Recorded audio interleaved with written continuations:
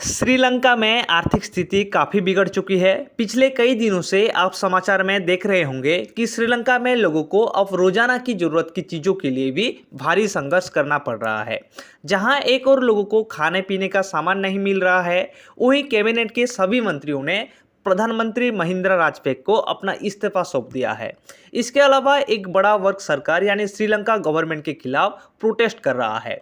देश में स्थिति काफ़ी बिगड़ गई है। ऐसे में सवाल ये है कि आखिर श्रीलंका में पिछले कुछ दिनों में ऐसा क्या हुआ कि यहाँ के हालात पूरी तरह बिगड़ गए और महंगाई इतना बढ़ गई कि लोग 1 लीटर दूध भी नहीं खरीद पा रहे हैं। जानते हैं कि श्रीलंका की अभी की क्या स्थिति है और इस स्थिति के लिए सरकार के कौन से फैसले और कौन कौन से स्थिति जिम्मेदार मानी जा सकती है। तो चलिए वीडियो को शुरू करते हैं। दरअसल श्रीलंका अभी 75 साल के सबसे गहरे आर्थिक संकट, ऐतिहासिक मंदी और भयानक महंगाई का सामना कर रहा है। अभी श्रीलंका में इमरजेंसी लगा दिया गया है और शनिवार से कुछ दिनों के लिए कर्फ्यू लगाकर सेना तैनात की गई है। इससे लोगों को काफ़ी मुश्किल हो रही है। अब रोजाना की चीज़ भी लोग नहीं खरीद पा रहे हैं और काफ़ी मुश्किल से कुछ सामान खरीद पा रहे हैं। बता दें कि साल 2019 के आधार में राष्ट्रपति राजपक्षे ने टैक्स को काफ़ी कम कर दिया था।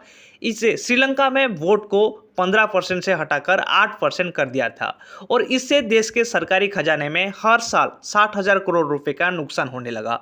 इस वजह से वैश्विक स्तर पर श्रीलंका को काफ़ी नुकसान हुआ और खजाना भी लगातार कमज़ोर पड़ता गया।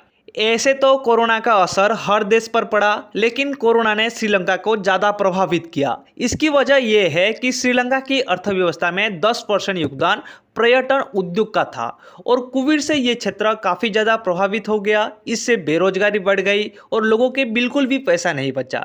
इससे उभरने के लिए सरकार ने काफ़ी नए नोट छाप दिए और हालात लगातार बिगड़ गए। फिर डॉलर के मुकाबले श्रीलंका की मुद्रा काफ़ी गिर गई। श्रीलंका में पैसे की आमदनी कम होने पर लगातार कर्ज बढ़ता गया और विदेशी कर्ज भी उसी के हिसाब से काफ़ी बढ़ गया।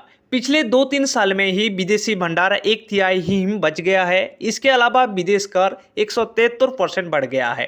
बताया जा रहा है कि देश पर टोटल 2.55 लाख करोड़ रुपए का कर्ज है और इसमें से चीन का हिस्सा काफ़ी ज़्यादा है। वहीं डॉलर की वैल्यू कम होने से सामान आयात करने में भी देश के काफ़ी पैसे लग रहे हैं। श्रीलंका की बदहाली के पीछे वहाँ की सरकार के तुगलकी फरमान का भी काफ़ी बड़ा रोल है।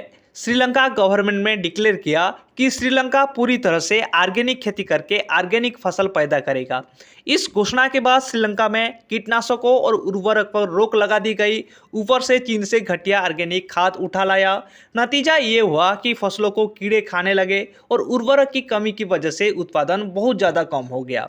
ऊपर से श्रीलंका ने विदेशों से पाम ऑयल आयात पर भी रोक लगा दी गई। तुगलकी फरमान का असर ये हुआ कि श्रीलंका अपनी ज़रूरत के लायक भी फसल उत्पादन नहीं कर पाया और ऊपर से विदेशों से पाम ऑयल आयात पर भी रोक लग चुकी है।